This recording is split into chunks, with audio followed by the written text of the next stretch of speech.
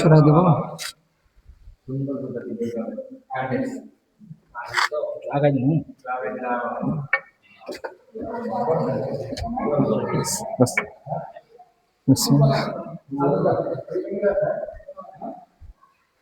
আসসালামু আলাইকুম ওয়া রাহমাতুল্লাহি ওয়া বারাকাতুহু।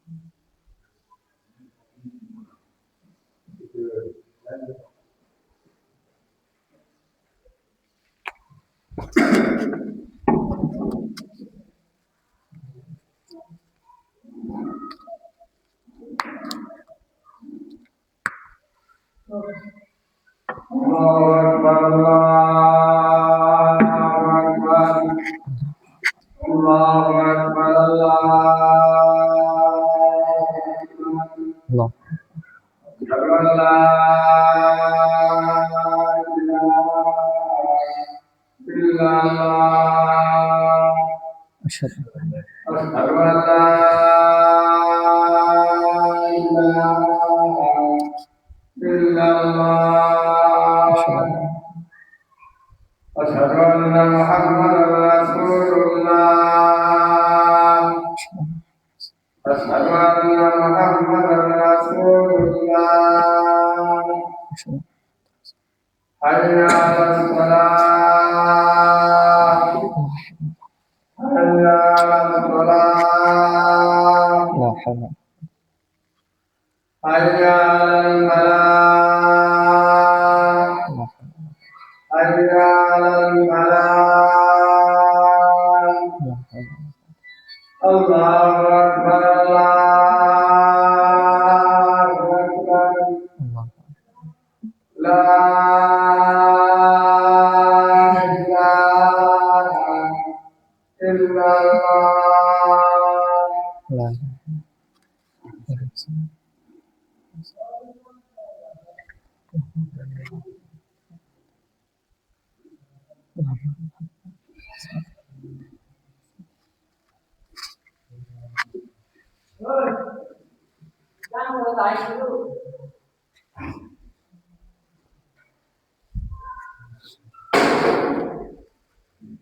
إن الحمد لله نحمدك ربي ونستعينك ونستغفرك ونعوذ بالله من شرور أنفسنا ومن سيئات أعمالنا من يهده الله فلا مضل له ومن يضلل فلا هادي له وأشهد أن لا إله إلا الله وحده لا شريك له والذي لا ضد له ولا ند له لا مثل له ولا مثيل له لا شبه له ولا شبيه له لا وزير له ولا نظير له لا ولد له ولا والد له وهو الواحد الفرد الصمد الذي لم يلد ولم يولد ولم يكن له كفوا أحد.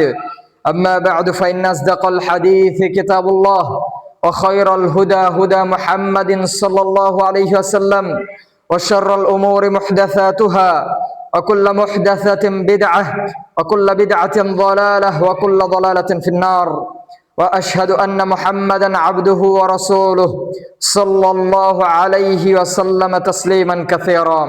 أما بعد فيا عباد الله وحدوا الله تبارك وتعالى فإن التوحيد رأس الطاعات واتقوا الله في السر والعلن أوصي نفسي أولا وإياكم بتقوى الله جل وعلا فإن التقوى ميلاق الحسنات وتزودوا فإن خير الزاد التقوى واتقوا يوما ترجعون فيه إلى الله وقال جل وعلا في محكم تنزيله وآيات فرقانه يا أيها الذين آمنوا اتقوا الله حق تقاته ولا تموتن إلا وأنتم مسلمون يا أيها الذين آمنوا اتقوا الله وقولوا قولا سديدا يصلح لكم أعمالكم ويغفر لكم ذنوبكم ومن يطع الله ورسوله فقد فاز فوزا عظيما يا أيها الناس اتقوا ربكم الذي خلقكم من نفس واحدة خلق منها زوجها وبث منهما رجالا كثيرا ونساء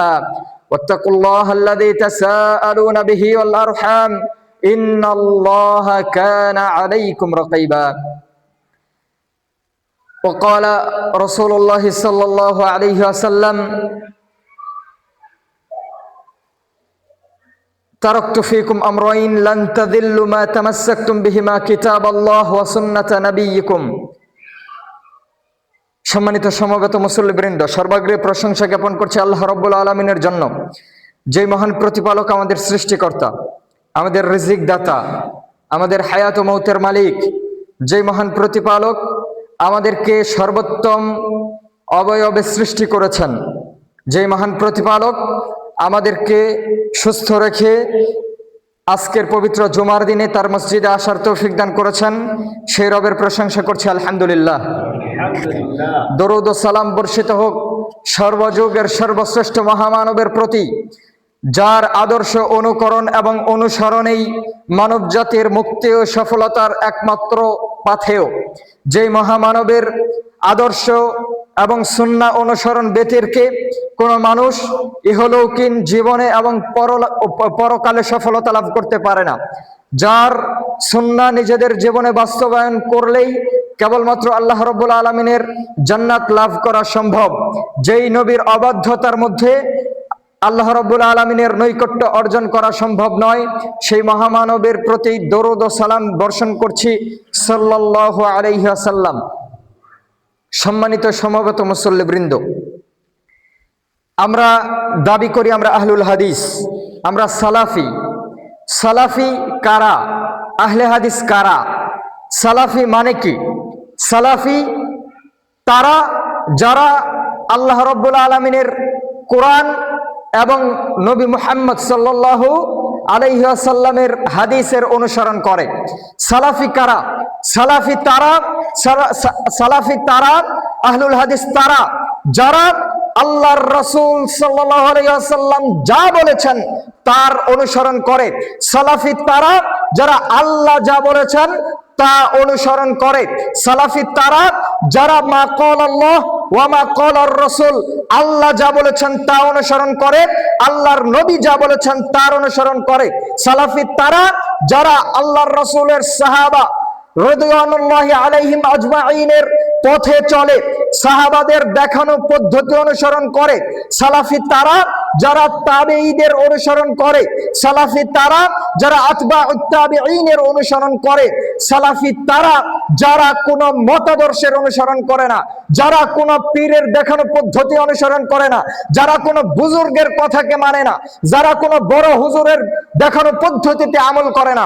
সালাফি তারা আহলুল হাদিস তারা যারা এক আল্লাহ যা বলেছেন, আল্লাহর রাসূল যা বলেছেন তার অনুসরণ করে সাল্লাল্লাহু আলাইহি ওয়াসাল্লাম। এরা হচ্ছে সালাফি।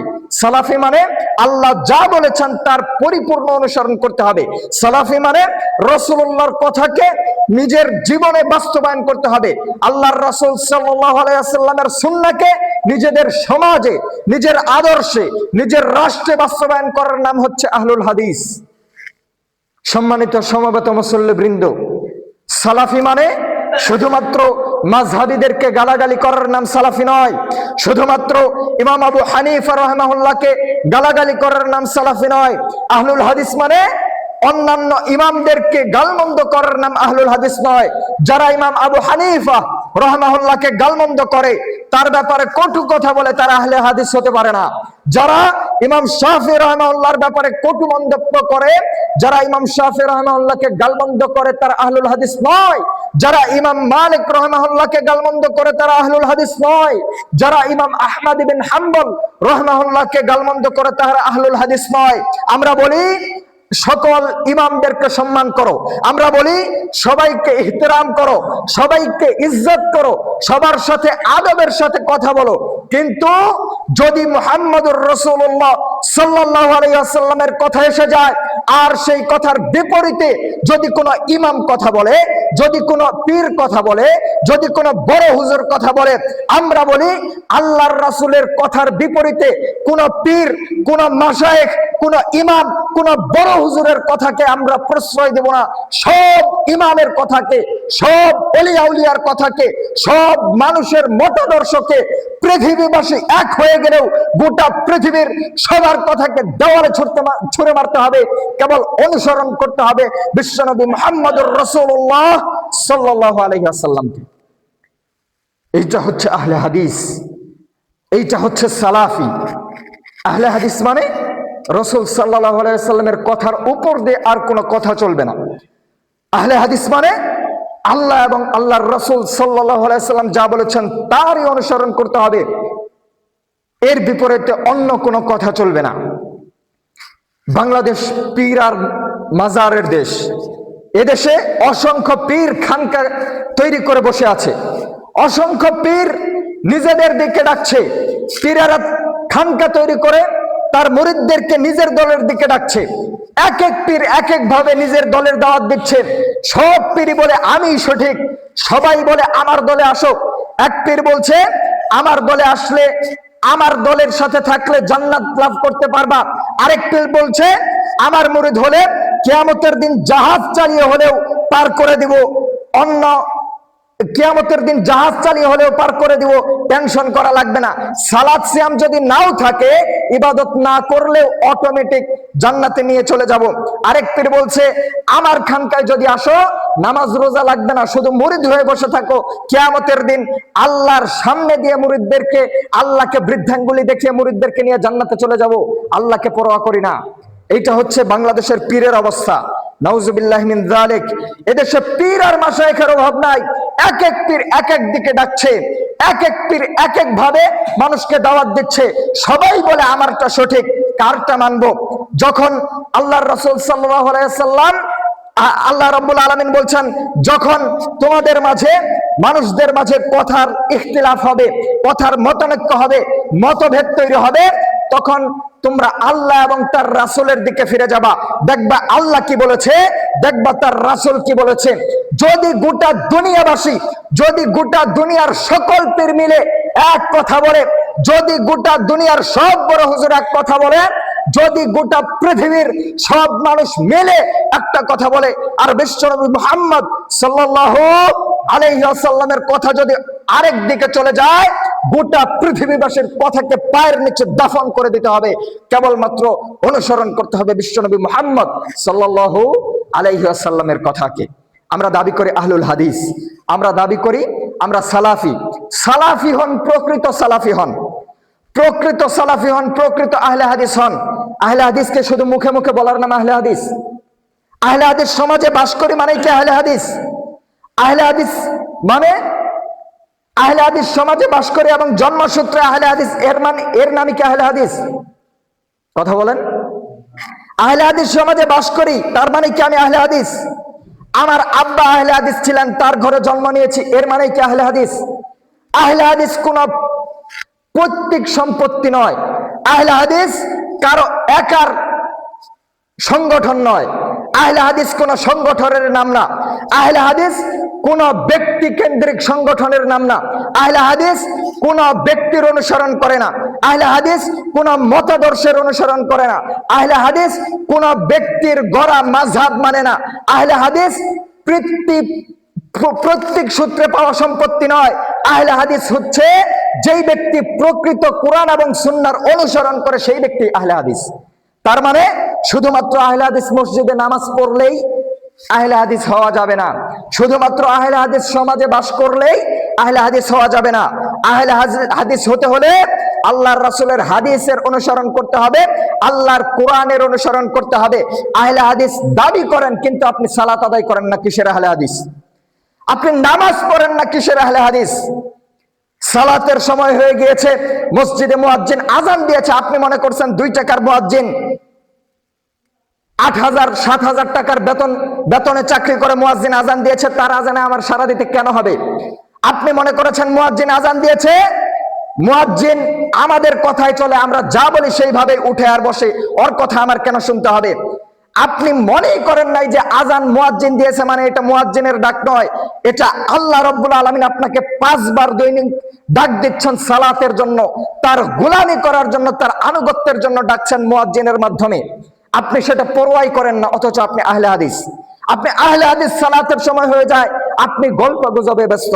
আপনি আহলে হাদিস, জুমার দিন খুতবা শুরু হয়ে যাওয়ার পরে আপনি মসজিদে ঢোকেন, আপনি কিসের আহলে হাদিস? আহলে হাদিস আপনি জুমার সালাত শুরু হয়ে যাওয়ার পরে আপনি মসজিদে আসেন, কিসের আহলে হাদিস? সালাত শুরু হয়ে যাওয়ার পরেও আপনি চায়ের স্টলে বসে চা পান করেন আর গল্প করেন, আপনি কেমন আহলে হাদিস? আপনার ছেলেটা সালাত আদায় করে না, আপনি কিছু বলেনই না। আপনার ছেলেটা সালাত আদায় করে না, আপনি কোনোদিন বলেন না তাকে সালাত আদায় করতে। আপনার ছেলেটা যদি একদিন প্রাইভেটে না যায়, একদিন স্কুলে না যায়, একদিন কলেজে না যায়, আপনি তাকে লাঠি দিয়ে পিটিয়ে ঘর থেকে বের করে দেন, তার টাকা পয়সা দেওয়া বন্ধ করে দেন, অথচ আপনার ছেলেটা দিনের পর দিন নামাজ না পড়ে বেনামাজি এমনিতেই থেকে গেছে, আপনি কোনোদিন মনে করলেন না তাকে সালাতের জন্য বলতে হবে। আপনি কোনোদিন মনে করলেন না আপনার মেয়েটাকে পর্দার কথা বলতে হবে, অথচ আপনি আহলে হাদিস। আপনি কোনোদিন বলেন নাই আপনার ছেলেকে যে কেন সালাত ছেড়ে দিলা, আজকে তোমার বাড়িতে ভাত হবে না। আপনি কোনোদিন ছেলেকে বললেন না যে সালাত ছেড়ে দিলে পিঠের উপরে বাড়ি পড়বে, অথচ রাসূল সাল্লাল্লাহু আলাইহি ওয়াসাল্লাম বলেছেন সন্তানদেরকে সালাতের আদেশ করো, 10 বছর হয়ে গেলে তাদেরকে সালাত না পড়লে প্রহার করো। আপনি কেন আপনার সন্তানকে সালাতের কথা বলেন না? আপনি সালাতের কথা সন্তানকে কি বলবেন? আহলে হাদিস সমাজের মানুষ, আপনি নিজেই সালাত আদায় করেন না, সন্তানকে কখন বলবেন? অথচ আপনি আহলে হাদিস। সম্মানিত দিনী ভাই, মুখে দাবি করে আহলে হাদিস হওয়া যায় না। আহলে হাদিস হতে হলে কর্মের মাধ্যমে প্রমাণ দিতে হয়।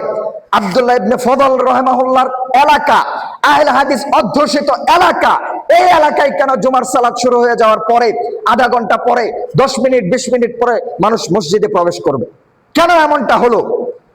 কেন এই মসজিদে জুমার সালাত শুরু হয়ে যাওয়ার আগে আগে দৌড়িয়ে মানুষ প্রবেশ করবে? এইটা কেন হলো? এইটা তো আহলে হাদিসের চরিত্র ছিল না, এইটা তো আহলে হাদিসের পরিচয় নয়।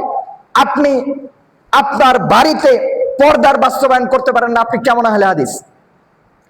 আপনি আপনার পরিবারকে কন্ট্রোল করতে পারেন না, কেমন আহলে হাদিস? আপনি মনে করেছেন শুধুমাত্র আহলে হাদিস এলাকায় থাকলেই আমাকে আহলে হাদিস বলা হবে আর আমি পার পেয়ে গেছি। মুখে মুখে আহলে হাদিস বলে কিয়ামতের দিন পার পাওয়া যাবে না। কাজে যদি প্রমাণ করতে না পারেন, আপনার আমল যদি আপনার সাথ না দেয়, কবরে এবং কিয়ামতে পার পাওয়ার কোনো সুযোগ নাই।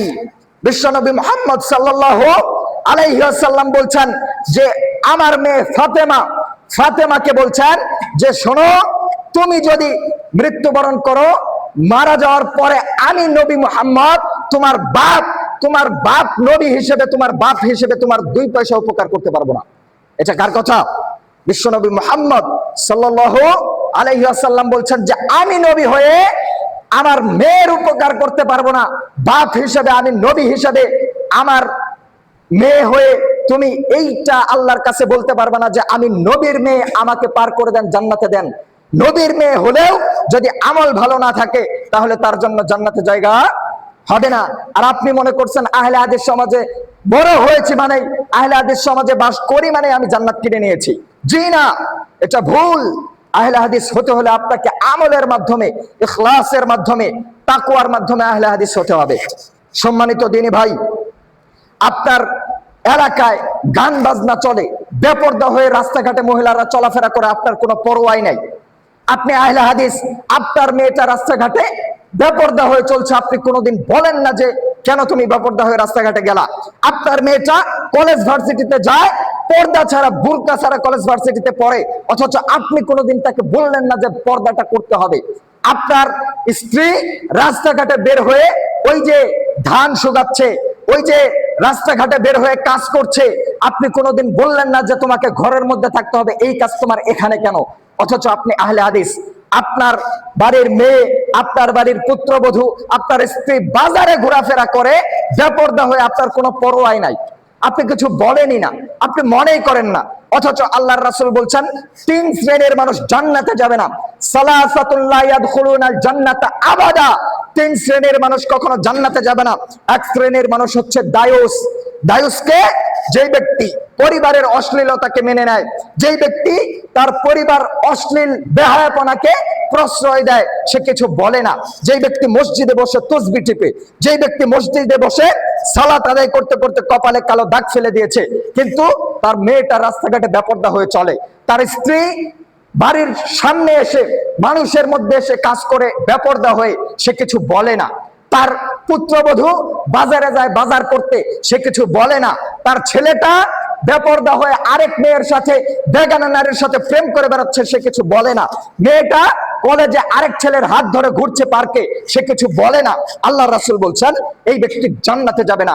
লা ইয়াদখুলুনাল জান্নাতা আবাদা, 3 শ্রেণীর মানুষ কখনো জান্নাতে যাবে না। এক শ্রেণীর মানুষ হচ্ছে দায়ুস, যে তার পরিবারের অশ্লীলতাকে মেনে নেয়। 2,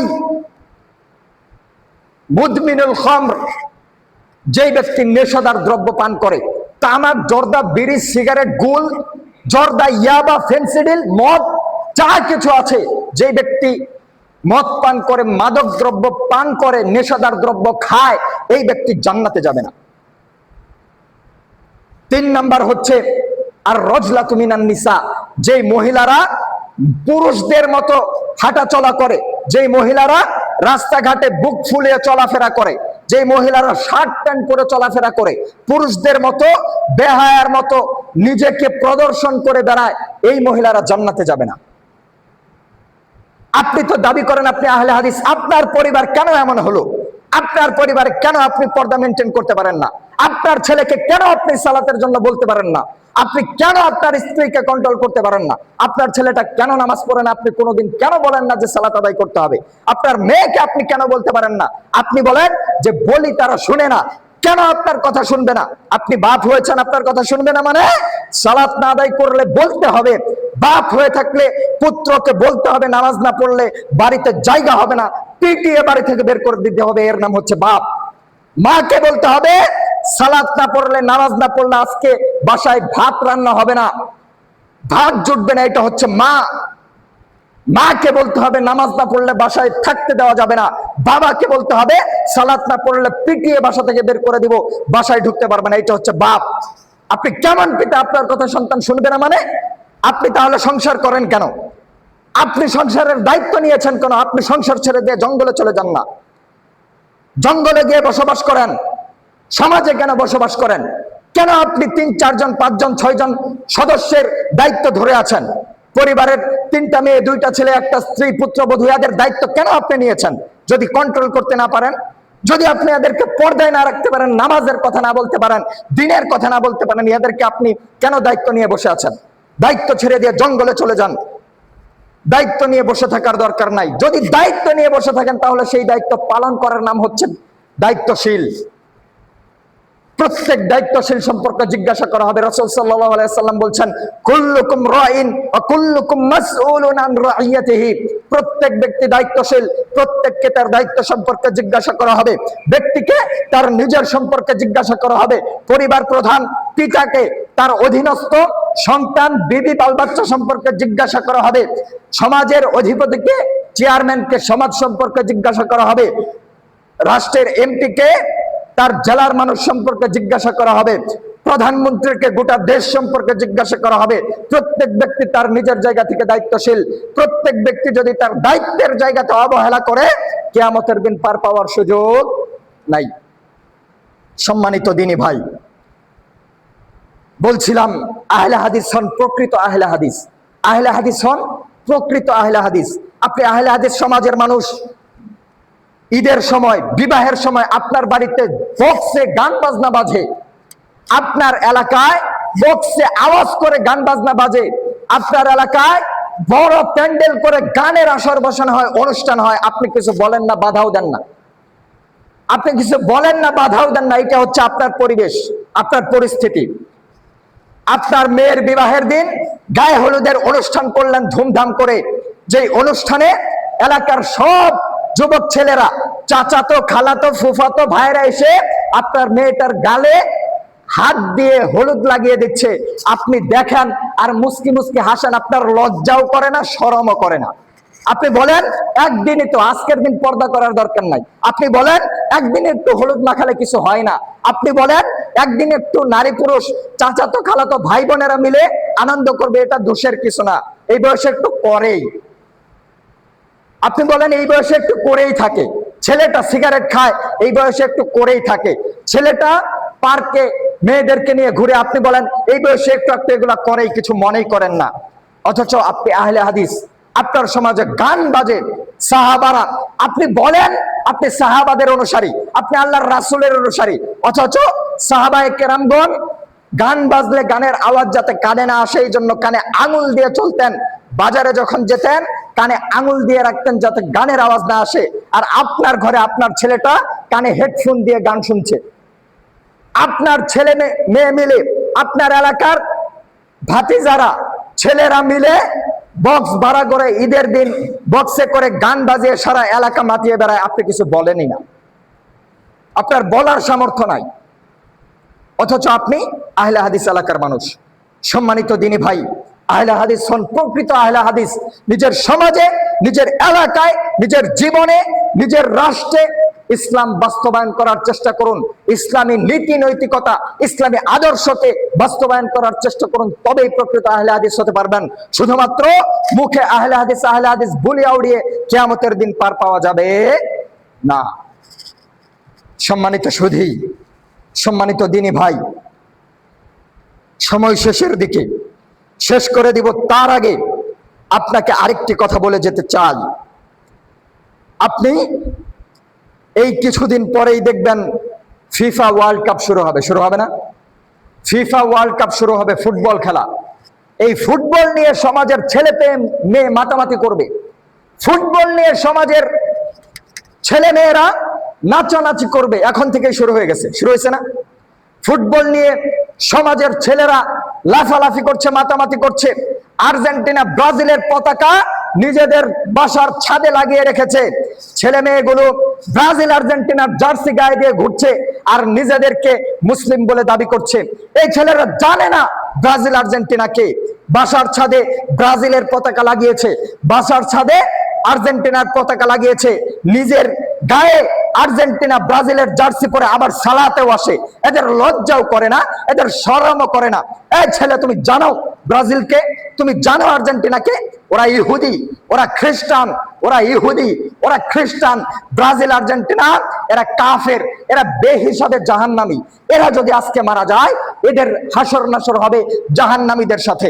এরা যদি আজকে মারা যায়, তার কবরটা জাহান্নামের টুকরা হবে। তুমি তার স্যাম্বল গায়ে লাগিয়ে ঘুরো, তুমি তার জার্সি পরে ঘুরো, তুমি তার পতাকা তোমার বাড়ির ছাদে টাঙাও, তোমার লজ্জাও করে না, তোমার শরম হয় না? এরা যদি মারা যায়, এরা জাহান্নামী হবে। তুমি যদি তাদের অনুসরণ করে তাদের জার্সি পরে মারা যাও, আল্লাহর রাসূল বলছেন, মান তাশাব্বাহা বিকওমিন ফাহুয়া মিনহুম, যেই ব্যক্তি যাদের অনুসরণ করবে তার সাথে তার হাসর নাসর হবে।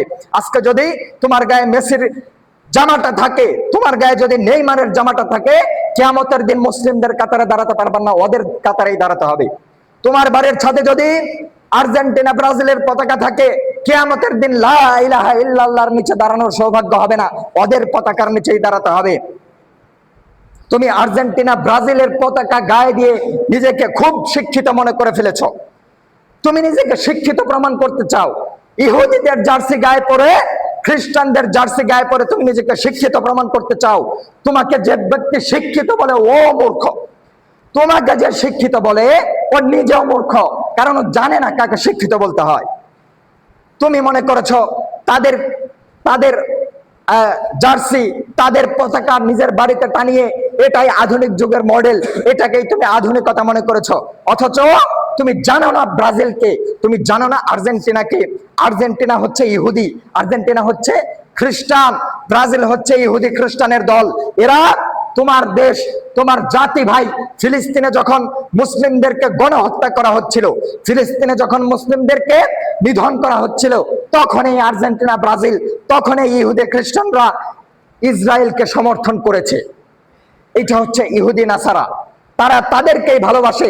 আর তুমি বেকুব মনে করেছো তাদেরকে ভালোবাসতে হবে, তুমি বেকুব মনে করেছো তার জার্সি পড়তে হবে। এরা এমন খারাপ, তাদের ব্যাপারে তোমার রব বলছে, আল্লাহ বলছে যে ইন তামসাসকুম হাসানাতুন তাসুহুম, তোমরা যদি একটু ভালো থাকো, তোমাদের যদি একটু কল্যাণ হয়, তারা অন্তর্জালায় জ্বলে পুড়ে মরে যায়। ওয়াইন তুসিবকুম সাইয়্যাতু ইয়াফরাহু বিহা, আর যদি তোমরা বিপদে পড়ো, তোমরা যদি গর্তে পড়ে যাও, এই মেসি, এই নেইমার, এই রোনালদো তোমাকে লাথি দিয়ে গর্তে ফেলে দিবে আর খিলখিল করে হাসবে। আল্লাহ বলছেন ওয়াইন তুসিবকুম সাইয়্যাতুই, তোমাদের যদি বিপদ হয়, মুসিবত আসে, ইয়াফরাহু বিহা, তারা হাসে, অট্ট হাসিতে ফেটে পড়ে। এটা হচ্ছে তাদের চরিত্র। আরে ইহুদি নাসারা তো তোমার নবীকেই মেনে নেয়নি, তারা তো তোমার নবীকে বলে ভুয়া নবী, তারা বলে মুহাম্মদ ভুয়া নবী, তারা তোমার দিনকে বলে তোমার দিন ভুয়া দিন। ইহুদি নাসারারা তোমার নবীর ব্যাপারে বলে ভুয়া নবী। তারা মুহাম্মদ সাল্লাল্লাহু আলাইহি ওয়াসাল্লামকে বলেছে, মুহাম্মদ তোমাকে আমরা ততক্ষণ পর্যন্ত মেনে নিব না। আল্লাহ বলছেন এরা তোমাকে ততক্ষণ পর্যন্ত মেনে নিবে না যতক্ষণ না তুমি তাদের দিনে দাখিল হবা। তুমি ইহুদি নাসারা হয়ে যাও, তারা তোমাকে মেনে নিবে। তার আগ পর্যন্ত, তারা কিয়ামত পর্যন্ত তোমাকে মেনে নিবে না, মুসলিম হিসেবে মেনে নিবে না। অথচ তুমি বেহায়া, তুমি নির্লজ্জ, তাদের পোশাক গায়ে দিলে কি করে? তুমি কিভাবে তাকে ভালোবাসতে? তারা কি মুসলমান? তারা ইহুদি খ্রিস্টানরা? তারা মারা গেলে কি জান্নাতে যাবে না জাহান্নামে যাবে? তারা কি ইমানদার না বেঈমান? এই কথা বলো যুবক, তারা কি ইমানদার না বেঈমান? আমি তো তোমাকে প্রশ্ন করছি, তুমি কথা বলো না কেন? তারা কি ইমানদার না বেঈমান? তো বেঈমানকে তুমি মুসলমান হয়ে ইমানদার হয়ে কিভাবে সাপোর্ট করো? তুমি মুসলমান হয়ে ইমানদার হয়ে কিভাবে বেঈমানকে সাপোর্ট করো? বেঈমানের জার্সি তুমি কিভাবে গায়ে পরো? বেঈমানের পতাকা তুমি কিভাবে তোমার বাড়ির ছাদে টাঙাও? তুমি ইমানদার হয়ে নিজেকে মুসলিম দাবি করো, তোমার শরম করে না? তোমার লজ্জা করে না? তোমার হায়া হয় না? তুমি বেঈমানের জার্সি তোমার গায়ে পরো, বেঈমানকে তুমি সাপোর্ট করো, তোমার লজ্জা করে না? তুমি কিভাবে তাদের জার্সি গায়ে পরে লজ্জাবোধ করবা? তোমার তো ইমানই নাই। তোমার যদি ইমান থাকতো তুমি বেঈমানকে সাপোর্ট করতে পারতো না। যেই ব্যক্তি, যেই ছেলে, যেই যুবক আজকে আর্জেন্টিনা, ব্রাজিলের জার্সি পরে মিছিল করে বেড়ায়, আর্জেন্টিনার জার্সি, ব্রাজিলের জার্সি পরে এলাকাতে ঘুরে বেড়ায়, বাড়ির সাথে ব্রাজিল, আর্জেন্টিনা, জার্মানি, ফ্রান্সের পতাকা লাগিয়েছে, এদের ইমান আছে কিনা আমার সন্দেহ।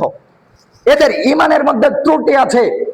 আল্লাহর কসম করে বলি, এদেরকে যারা ভালোবাসবে, এদেরকে যারা তোষামোদী করবে, এদের যারা অনুসরণ করবে, এদেরকে যারা ভালোবাসা দেখাবে, তাদের সাথে কিয়ামতের দিন উঠতে হবে। আল্লাহর রাসূল বলছেন আল মারউ মা মান হাব্বা, যেই ব্যক্তি যাকে ভালোবাসে তার সাথেই তার হাসর নাসর হবে। সুতরাং তুমি কাজ করার আগে বুঝে কাজ করো, তুমি যেটা করছো এর মাধ্যমে কি কিয়ামতের দিন পার পেতে পারবা কিনা। তোমার চুলের স্টাইল কেন মেসির মতো হবে? তোমার চুলের স্টাইল কেন নেইমারের মতো হবে? তোমার চুলের স্টাইল কেন হিন্দু নায়কের মতো হবে? তোমার চুলের স্টাইল কেন খ্রিস্টান নায়কের মতো হবে? তুমি মুসলমান না? তুমি আল্লাহর নবীর উম্মত না? তুমি কয় নবীর উম্মত? কয়জন খোদার গোলাম তুমি? কয় ধর্মে তুমি বিশ্বাসী?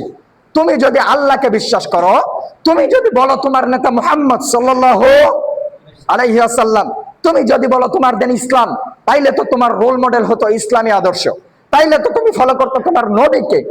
তোমার নবী মুহাম্মদ সাল্লাল্লাহু আলাইহি ওয়াসাল্লাম বললেন দাড়িকে বড় রাখো, দাড়িকে ছেড়ে দাও, দাড়ি রাখতে আদেশ করলেন, অথচ তুমি দাড়ি কেটে আসলা নেইমারের স্টাইলে। তোমার নবী মুহাম্মদ বললেন গুফকে ছোট করো, দাড়িকে ছেড়ে দাও, বড় করো, অথচ তুমি আল্লাহর রাসূলের উম্মত দাবি করে নেইমার, মেসির মতো চুল কেটে আসলা আর বললা তুমি আল্লাহর রাসূলকে ভালোবাসো। এই তোমার ভালোবাসার প্রমাণ। আল্লাহর নবী বললেন তুমি দাড়িকে ছেড়ে দাও, তুমি সেইটা মানতে পারলা না, তোমার নবীর অনুসরণ করতে পারলা না, অথচ তুমি মেসি, নেইমার, রোনালদোর অনুসরণ করলা, তাদের স্টাইল গ্রহণ করলা, আবার তুমি মুসলিম। তোমার জীবনের প্রতিটি পদক্ষেপে তুমি ইহুদি নাসারাদের অনুসরণ করো, তোমার জীবনের প্রতিটি পদক্ষেপে তুমি তাদের অনুসরণ করো, অথচ তুমি মুসলিম বলে পরিচয় দাও। তোমার শরমও করে না, লজ্জাও করে না। তুমি সকালবেলা ঘুম থেকে উঠে বন্ধুকে কল দিয়ে বলেছো গুড মর্নিং, রাতের বেলা ঘুমাতে যাবা বান্ধবীকে কল দিয়ে বলবা গুড নাইট। তুমি মানুষের সাথে মুসাফার সময় মানুষের সাথে দেখা হলে সালাম না দিয়ে বলবা হাই, সালাম না দিয়ে বলবা হাই হ্যালো, অথচ তুমি মুসলিম। তুমি খাবারটা খাওয়ার সময় আল্লাহর রাসূল বলেছেন হাত দিয়ে তুলে খাও, হাত দিয়ে চেটে খাও, অথচ তুমি আধুনিকতা দেখাতে গিয়ে কাফের মুশরিকদের মডার্নিজম কে ফলো করে কাফের মুশরিকদের বানানো আধুনিকতায় আধুনিক হতে গিয়ে খাবারটা খেয়ে অর্ধেক খাবার খেলা আর অর্ধেক খাবার প্লেটে রেখে দিয়ে নষ্ট করলা, হাড্ডিটা খেলা এবং এইটা যদি চেটে খাও তোমাদেরকে সুশীলরা কি বলবে, মানুষে কি বলবে, বলবে যে গাইয়া ভূত, কিছু বুঝে না, সেকেলে হুজুর হইছে। এইগুলা থেকে বাঁচার জন্য অর্ধেক খাইলা আর প্লেটটা চেটে না খেয়ে অর্ধেক খাবার রেখেই তুমি বিল দিয়ে চলে আসলা, অথচ তুমি মুসলিম। তুমি প্যান্টটা পরেছো, তোমার প্যান্টের 4-5 জায়গায় ছেঁড়া, এটা নাকি স্টাইল, আধুনিকতা। এই স্টাইল কি তোমার নবীর দেখানো স্টাইল? এটা কার দেখানো স্টাইল? কাফের মুশরিকদের দেখানো স্টাইল। তুমি তোমার গায়ে শার্টটা পরেছো, কোটটা পরেছো, যেটা তোমার কোন পছন্দের নায়ক, কোন পছন্দের খেলোয়াড়, কোন পছন্দের মডেলের অনুসরণে। তুমি চুলের স্টাইলটা করেছো কাফের মুশরিকদের অনুসরণে। তুমি ছুটির দিনে ঘুরতে যাবা, কাফের মুশরিকরা যেমন ভাবে আনন্দ করো ওইভাবে করো। তুমি হিন্দুদের সংস্কৃতি অনুসরণ করতে গিয়ে পহেলা বৈশাখে পান্তা ইলিশ খেয়ে নিজেকে বাঙালি প্রমাণ করলা। তুমি 31st নাইটে সারা রাত মজা করে, সারা রাত গান বাজনা করে, মদ মাস্তি করে, মদ খেয়ে জুয়া খেলে পার করে দিলে, আর তুমি বললা তুমি নবীর উম্মত। তুমি বছরের প্রথম দিকটা উদযাপন করলা, তুমি ভ্যালেন্টাইন্স ডে দিনে একটা বেগানা নারীকে ঘর থেকে বের করে নিয়ে পার্কে হাঁটলা, ফুল দিলা, আর সারাদিন তার সাথে ঘোরাফেরা করলা, অবৈধ সম্পর্ক করে এসে বাড়িতে এসে সব সময় তুমি ঘুমের সময় শুয়ে বিছানায় শুয়ে তুমি প্রমাণ করতে চাও তুমি মুসলমান। তোমার আগাগোড়া পুরাটাই তো বিধর্মীদের গড়া, তোমার লাইফ স্টাইল পুরাটাই তো তাদের অনুসরণে হচ্ছে, আবার তুমি নিজেকে মুসলিম দাবি করো কিভাবে? সম্মানিত দিনী ভাই, বুঝার চেষ্টা করুন, কাউকে আঘাত দেওয়া উদ্দেশ্য না। আজকে থেকে যদি পরিবর্তন না হয়, কবে আর পরিবর্তন হবে? তুমি কবে মারা যাবা তুমি জানো না। তুমি মনে করছো 20-30 বছর 40 বছর পর্যন্ত যা মন চাই করি, এরপরে গিয়ে তওবা করে নিব। মৃত্যু কখন আসবে কেউ বলতে পারে না। আজকে যদি তুমি মরে যাও আর তোমার গায়ে যদি আর্জেন্টিনার জার্সি থাকে, সারা রাত যদি তুমি বিধর্মীদের খেলাগুলো দেখে রাত জেগে ওই রাতে মারা যাও, তোমার কবরের হিসাব কিভাবে দিবা? আল্লাহকে কি জবাব দিবা? সেই জবাব তুমি রেডি করো। আল্লাহ তোমাকে রাত দিয়েছিলেন ইবাদতের জন্য, আল্লাহ বলেছিলেন ঘুমানোর জন্য। রাসূলুল্লাহ সাল্লাল্লাহু আলাইহি সাল্লাম বলছেন মুমিনের প্রত্যেকটা কাজই ইবাদত। ঘুমের সময় যদি তুমি দোয়া পড়ে ঘুমাও, ঘুম থেকে যদি দোয়া পড়ে উঠো, তাহলে তোমার সারা রাত ঘুমানো এটা ইবাদতে পরিণত হবে। তুমি যতক্ষণ ঘুমিয়ে থাকবে আল্লাহ তোমার আমলনামায় সওয়াব লিখবেন। এরপরে আল্লাহর রাসূল সারা রাত ঘুমাতেন না, অর্ধেক ঘুমিয়ে মাঝখানে উঠে যেতেন। উঠে আল্লাহ বলছেন শেষ রাতে তিনি দুনিয়ার আসমানে নেমে আসেন। রাসূলুল্লাহ সাল্লাল্লাহু আলাইহি ওয়াসাল্লাম বলছেন ইয়ানজিলু রাব্বুনা তাবারাকা ওয়া তাআলা ইলা সামাঈদ দুনিয়া, রাতে যখন শেষ তৃতীয়াংশ আসে, হাইনা ইয়াবকা সুলুসুল লাইল, রাতে যখন শেষ তৃতীয়াংশ আসে, যখন 3টা-4টা বাজে, তখন আল্লাহ দুনিয়ার আসমানে নেমে আসেন। নেমে এসে ডাকেন, কে আমার কাছে কিছু চায় আমি তাকে দান করব, কে আমার কাছে সাহায্য চায় আমি তাকে সাহায্য করব, কে আমার কাছে কিছু চায় আমি তাকে দান করব, কে আমার কাছে ক্ষমা চায় আমি তাকে ক্ষমা করে দেব। অথচ আল্লাহর ওই রাতটা তুমি ইহুদি নাসারাদের খেলা দেখে কাটিয়ে দিলা, ওই রাতটা তুমি গান বাজনা শুনে কাটিয়ে দিলা, ওই রাতটা তুমি বিধর্মীদেরকে সাপোর্ট করে কাটিয়ে দিলা, ওই রাতটা তুমি ওরা যদি জিততে পারে একটু খুশি হয়, তাদের খুশিতে তুমিও শরীক হবা বলে ওই রাতটা তাদের খেলা দেখে নির্ঘুম রাত্রি যাপন করলা।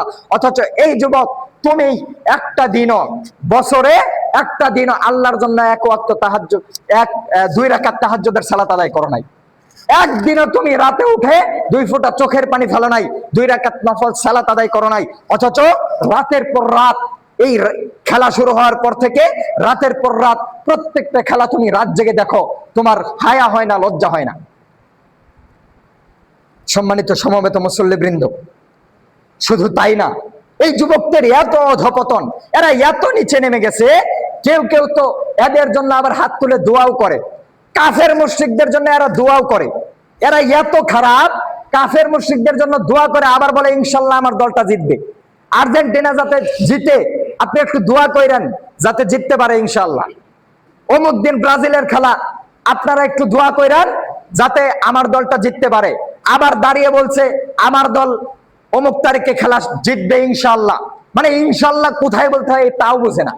ইনশাল্লাহ মানে কি? ইনশাল্লাহ মানে কি? আল্লাহ যদি চায়, ইনশাল্লাহ মানে কি? আল্লাহ যদি চায়। আর এই বেকুব বলছে যে ইনশাল্লাহ আর্জেন্টিনা জিতবে, ব্রাজিল জিতবে। মানে ও বেকুব বুঝেই নাই যে আল্লাহ চায় না। ও মনে করতেছে আর্জেন্টিনা ব্রাজিলের খেলাটা আল্লাহ চায়। ও মনে করতেছে ইহুদি নাসারারা খেলবে, ওইটা আল্লাহ চায়। কতটা বেকুব হলে, কতটা বোকা হলে মানুষ এতটা নিচে নেমে যেতে পারে। গত বছর দেখেছিলাম দোয়া মাহফিল করেছে আর্জেন্টিনার জন্য, ব্রাজিলের জন্য দোয়া মাহফিল করেছে, করে দোয়া করছে কার জন্য? দোয়া করতেছে কার জন্য? ইহুদি নাসারাদের জন্য, মুশরিকদের জন্য, যারা মারা গেলে বিনা হিসেবে জাহান্নাম, এদের জন্য আবার দোয়া করে। কতটা বেহায়া জাতি, কতটা নির্লজ্জ জাতি। এদের হায়াও হয় না, আকলও নাই, কমন সেন্স নাই, স্বাভাবিক বিবেক বুদ্ধি বলতে কিছু নাই।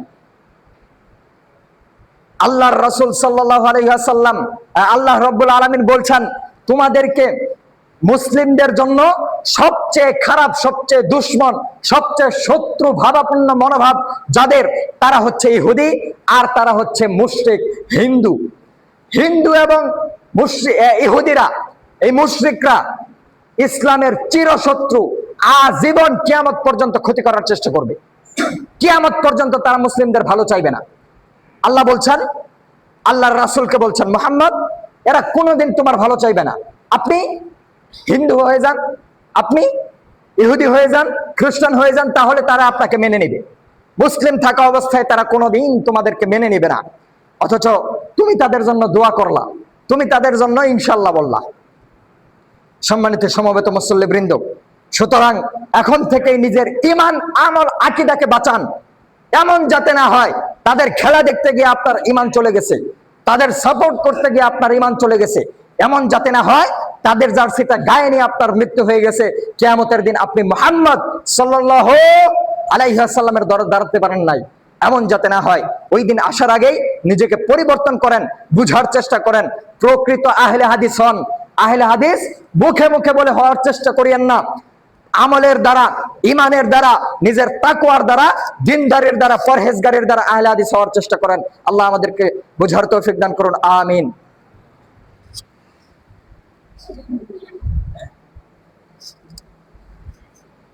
ইন্নাল হামদালিল্লাহ নাহমাদুকা রাব্বি ওয়া নাস্তাঈনুকা ওয়া নাস্তাগফিরুক ওয়া নাউযু বিল্লাহি মিন শুরুরি আনফুসিনা ওয়া মিন সাইয়্যাতি আ'মালিনা মান ইয়াহদিহিল্লাহু ফালা মুদিল্লা লাহু ওয়া মান ইউদ্লিল ফালা হাদিয়া লাহু ওয়া আশহাদু আল লা ইলাহা ইল্লাল্লাহু ওয়াহদাহু লা শারীকা লাহু ওয়া আশহাদু আন্না মুহাম্মাদান আবদুহু ওয়া রাসূলুহু।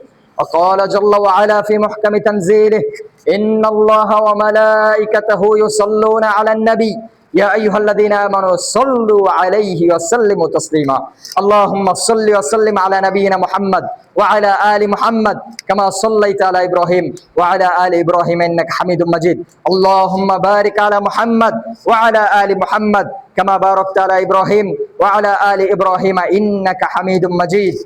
সম্মানিত সমবেত মুসল্লিবৃন্দ, বক্তব্য শুরু করেছিলাম, বলেছিলাম প্রকৃত সালাফি হন, প্রকৃত আহলুল হাদিস হন। আমরা আহলে হাদিস সমাজের মানুষ, আমরা দাবি করি আমরা আহলে হাদিস। বক্তব্যের শুরু থেকেই বলছি, আহলে হাদিস শুধু মুখে মুখে হন না, প্রকৃত আহলে হাদিস হওয়ার চেষ্টা করেন। আজকে জুমার দিন, জুমার সালাতের দিন, সকালবেলা সর্বপ্রথম কাজ হচ্ছে ফজরের সালাত আদায় করা। ফজরের সালাতের পরে সূরা কাহাফ তিলাওয়াত করবেন। জুমার দিনে সূরা কাহাফ তিলাওয়াত করবেন। এরপরে গোসল করে আগে ভাগে মসজিদে আসবেন। জুমার দিন বেশি বেশি দরুদ পাঠ করবেন। আল্লাহর রাসূল বলছেন যে তোমরা জুমার দিন একটা ফজিলতপূর্ণ দিন, এই দিন 7টা দিনের মধ্যে মর্যাদাবান, সুতরাং এই দিনে তোমরা বেশি বেশি আমার উপর দরুদ পাঠ করো, বেশি বেশি বলো আল্লাহুম্মা সাল্লি ওয়া সাল্লিম আলা নাবিয়িনা মুহাম্মদ। এই কথা বেশি বেশি বললে, এই দিন আমার দরুদ পাঠ করলে এই দরুদ আমার কাছে পৌঁছে দেওয়া হয়। আল্লাহর রাসূল বলছেন জুমার দিন হচ্ছে ইবাদতের দিন। জুমার দিন মসজিদে আগে এসে বসে থাকবেন, এরপরে পরবর্তীতে খতিব মসজিদে ঢুকে খুতবা দেওয়া শুরু করবেন। আল্লাহর রাসূল বললেন জুমার দিন যখন খতিব মসজিদের মিম্বারে দাঁড়িয়ে যায়, তার আগ পর্যন্ত দুইজন ফেরেশতা দরজায় দাঁড়িয়ে থাকে। দুইজন ফেরেশতা দাঁড়িয়ে থেকে নাম লিপিবদ্ধ করতে থাকে কে মসজিদে প্রবেশ করছে। এরপরে যখন খতিব মিম্বারে দাঁড়িয়ে গেল, তখন ওই দুইজন ফেরেশতা তাদের দফতর খাতা বন্ধ করে খুতবা শোনার জন্য বসে যায়। এরপরে যারা আসে তাদের নাম আর লেখা হয় না। কি করা হয় না? তাদের নাম আর লেখা হয় না। তাহলে আজকে যারা মসজিদে আসলেন খুতবা শুরু হওয়ার পরে, তাদের নামটা বিকেলবেলা আল্লাহর দরবারে আর উপস্থিত হবে না।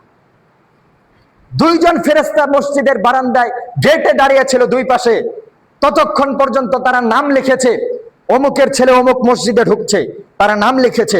এই নাম নিয়ে তারা আল্লাহর কাছে যাবে। যখন খুতবা দেওয়ার জন্য খতিব দাঁড়িয়ে গেছে, তখন তারা খাতাটাকে বন্ধ করে তারাও বসে গেছে খুতবা শোনার জন্য। এরপরে যত মানুষ এসেছে এদের নাম আর খাতায় লেখা হয় নাই। তাহলে আপনি কেন দেরি করে আসলেন? কেন আপনি পরে আসলেন? আপনি তো আহলে হাদিস, আপনি তো বলেন যে আল্লাহর রাসূলের পাক্কা অনুসারী, আপনি তো বলেন আল্লাহর কিতাবের প্রকৃত অনুসারী, আপনি তো বলেন আপনি সাহাবাদের অনুসরণ করেন। কোথায় আপনার সেই অনুসরণ? কোথায় আপনার ইত্তিবা? কোথায় আপনার সুন্নাতের অনুসরণ? আপনি আগে আসতে পারলেন না কেন? কেন আপনি মসজিদে পরে ঢুকবেন? খুতবা শেষ হওয়ার সময় সালাতে দাঁড়ানোর 5 মিনিট আগে, 2 মিনিট আগে কেন আপনি মসজিদে ঢুকছেন? আপনার এত ব্যস্ততা। যে আল্লাহ আপনাকে তৈরি করেছেন, আপনাকে সৃষ্টি করেছেন, যে রব আপনাকে ইবাদতের জন্য সৃষ্টি করেছেন, তিনি বলেছেন ওয়ামা খালাকতুল জিন্না ওয়াল ইনসা ইল্লা লিয়াবুদুন, আমি মানুষকে জিনকে সৃষ্টি করেছি আমার ইবাদতের জন্য, আমার তাওহীদের জন্য, আমার বন্দেগী করার জন্য সৃষ্টি করেছে। সেই আল্লাহর জন্য আপনার সময় নাই। যে আল্লাহ আপনাকে দুনিয়াতে পাঠিয়েছেন সেই আল্লাহর জন্য আপনার সময় নাই। আপনি এত ব্যস্ত যে আপনি জুমার সালাতে আসার জন্য সময় পান না। জুমার দিন কিসের আপনার এত ব্যস্ততা? এত ব্যস্ততা কেন? যে আল্লাহ আপনার রিজিকের ব্যবস্থা করেন, রিজিক কে দেয়? আল্লাহ দেয় না? রিজিক কে দেয়? রিজিকের মালিক কে? আল্লাহ আপনাকে রিজিক দেয়, ওই আল্লাহর জন্য আপনার সময় নাই। আপনি দোকানে ছুটতেছেন রিজিকের জন্য, ব্যবসা বাণিজ্যের পিছনে সময় দিচ্ছেন রিজিকের জন্য। রিজিক কি ব্যবসা বাণিজ্য রিজিক দেওয়ার মালিক? দোকান আপনার রিজিক দেওয়ার মালিক। আপনার রিজিক দেয় কে? আল্লাহ বলছেন আল্লাহর জন্য সময় বের করলে আল্লাহ দুইটা কাজ করবেন। ইবনা আদম লাউ আতাইতানি শাইআন লাহা, বনি আদম তুমি যদি আমার জন্য দুইটা কাজ করো আমি তোমার জন্য দুইটা কাজ করব। তুমি যদি আমার জন্য একটু সময় বের করো আমি তোমার হাতকে টাকা পয়সা দিয়ে পরিপূর্ণ করে দেব। আমলাউ ইয়াদাকা গিনান ওয়া আশুদ্দা ফাকরাক, তোমার হাতকে টাকা পয়সা দিয়ে ভরে দেব, তোমার দরিদ্রতা বিমোচন করে দেব, তোমার রিজিকের টেনশন করা লাগবে না। আল্লাহর জন্য যদি একটু ইবাদতের সময় বের করেন, একদিন যদি দোকানটা আপনি 1 ঘন্টা বন্ধ রাখেন, একদিন যদি 1 ঘন্টা কম ব্যবসা বাণিজ্য করেন, আল্লাহ বলছে ওই 1 ঘন্টার জায়গায় আমি 5 ঘন্টার বারাকা ঢেলে দিব। আর আল্লাহ বলছেন শোনো, যদি আমার জন্য সময় না হয়, মসজিদে আসার যদি তোমার সময় না থাকে, এত ব্যস্ততা, দুনিয়াবি কাজ, খেলাধুলা, ব্যবসা বাণিজ্য নিয়ে এত ব্যস্ত যদি থাকো, তাইলে দুইটা কাজ করব। আমলাউ ইয়াদাকা শুগলান ওয়ালা মাসুদ্দা ফাকরাক, তোমার হাতকে ব্যস্ততা দিয়ে পরিপূর্ণ করে দিব আর দরিদ্রতা বিমোচন করব না। ব্যস্ততা দিয়ে পরিপূর্ণ করে দিব মানে সারাদিন ব্যস্ত থাকবা, সারাদিন ব্যবসার পিছনে ছুটবা, কিন্তু সন্ধ্যাবেলা এসে দেখবা পকেট ফাঁকা, ওই রিজিকে বরকত হবে না। সারা মাস ইনকাম করার পরে মাসের শেষে দেখবা টাকা নাই, ওই রিজিকে বরকত হবে না। আর যদি আল্লাহর জন্য সময় দাও, আল্লাহ বলছে রিজিকে বারাকা দিয়ে দিবেন। আপনি তাহলে কেন পরবর্তীতে আসলেন? এখন কেন আপনি মসজিদের গেট দিয়ে ঢুকবেন? আপনার আহলে হাদিসের সমাজের অবস্থা, চরিত্র কেন এমনটা হলো? কেন আপনি দেরি করে ঢুকছেন? আপনার উচিত ছিল আগে আসা। সকলে আগে এসে বসে থাকবে, এরপরে ইমাম পরে ঢুকবে, পরে ঢুকে খুতবা দিতে দাঁড়াবে। এটা ছিল আল্লাহর রাসূলের মসজিদে নববীর চিত্র। সাহাবারা সবাই বসে থাকতেন, নামাজের সময় হলে আল্লাহর রাসূল তার ঘর থেকে বের হয়ে এসে সালাতের জন্য দাঁড়াতেন সাল্লাল্লাহু আলাইহি ওয়াসাল্লাম।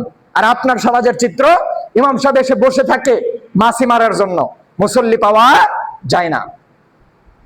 এই সমস্যা থেকে বের হয়ে আসার চেষ্টা করেন। আল্লাহ আমাদেরকে বোঝার তৌফিক দান করুন, আমিন। ইবাদাল্লাহ রাহিমাকুমুল্লাহ। আল্লাহ রাব্বুল আলামিন এর কাছে আমরা দোয়া করে আল্লাহ আমাদের ভুল ভ্রান্তিগুলোকে মাফ করে দিন। আল্লাহ আমাদেরকে তুমি ক্ষমা করে দাও। আমাদের সকল ভুল ত্রুটিগুলোকে মাফ করে দাও। আমাদের সকালে করা গুনাহ, বিকালে করা গুনাহ, রাতে করা গুনাহ, দিনে করা গুনাহ, প্রকাশ্য অপ্রকাশ্য, জেনে করা গুনাহ, না জেনে করা গুনাহ, সব গুনাহ তুমি মাফ করে দাও। আল্লাহ আমাদেরকে প্রকৃত আহলে হাদিস হওয়ার তৌফিক দান করো। আমাদেরকে রাসূলের সুন্নাহর উপর অবিচল থাকার তৌফিক দান করো। আমাদেরকে তাওহীদের উপর অটল থাকার তৌফিক দান করো। আমাদেরকে ঈমানের সহিত মৃত্যুবরণ করার তৌফিক দান করো। আল্লাহ আমাদের মধ্যে যাদের সন্তান হয় না তাদেরকে সন্তান দান করো। যারা বালা মুসিবতগ্রস্ত তাদের বালা মুসিবত দূর করে দাও। যাদের অভাব অনটন দূর করে দাও। যারা অসুস্থ তাদেরকে শিফায়ে কামেলা আজেলা দান করো। যারা ঋণগ্রস্ত তাদেরকে ঋণ পরিশোধ করার তৌফিক দান করো। যারা বিভিন্ন বালা মুসিবতে জর্জরিত তাদের বালা মুসিবত গুলোকে দূর করে দাও। আল্লাহ হাওয়াই বালা হাওয়াই মিশিয়ে দাও, আসমানি বালা আসমানে উঠিয়ে নাও, জমিনি বালা জমিনে দাফন করে তোমার রহমতের বাড়িধারা আমাদের উপর বর্ষণ করো। আল্লাহ আমাদের পিতামাতাদেরকে তুমি ক্ষমা করো। আল্লাহ আমাদের পিতামাতাদেরকে তুমি জান্নাতুল ফিরদাউস নসিব করো। আমাদের পিতামাতা যতদিন জীবিত থাকবে তাদেরকে হায়াতে তয়্যিবা দান করো। তারা মৃত্যুবরণ করার সময় ঈমানের সাথে যাতে মৃত্যুবরণ করতে পারে সেই তৌফিক দান করো। আমাদের যাদের পিতামাতা ভাই বোন দুনিয়া থেকে চলে গেছে আল্লাহ তাদেরকে তুমি ক্ষমা করো। তাদের কবরটাকে জান্নাতের বাগিচা বানিয়ে দাও। তাদেরকে জান্নাতুল ফিরদাউস নসিব করো। ربنا ظلمنا أنفسنا وإن لم تغفر لنا وترحمنا لنكونن من الخاسرين عباد الله رحمكم الله إن الله يأمركم بالعدل والإحسان وإيتاء ذي القربى وينهى عن الفحشاء والمنكر والبغي يعظكم لعلكم تذكرون فاذكروا الله يذكركم واشكروه يزدكم ولا تكفرون ولذكر الله تعالى أعز وأجل وأتم وأهم وأكبر قوموا للصلاة সকলে সালাতের জন্য দাঁড়িয়ে যান।